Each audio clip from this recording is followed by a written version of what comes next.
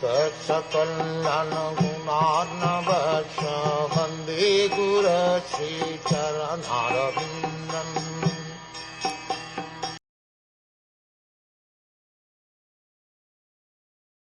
But the pious activities of the people, such as performance of Vedic rituals, charity, austere penances, and transcendental service, performed with a view to worship you and satisfy you by offering you the fruitive results, are also beneficial. Such acts of religion never go in vain. Absolute devotional service, conducted in 9 different spiritual activities, hearing, chanting, remembering, worshipping, praying, etc., does not always appeal to people with a pompous nature.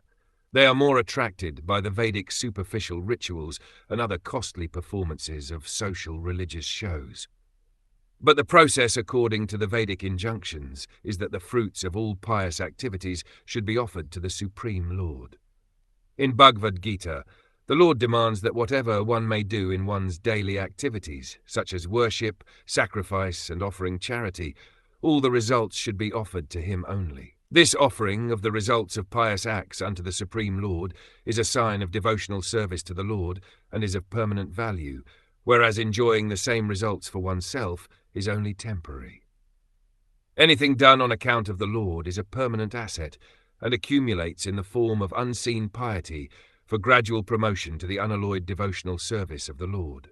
These undetected, pious activities will one day result in full-fledged devotional service by the grace of the Supreme Lord.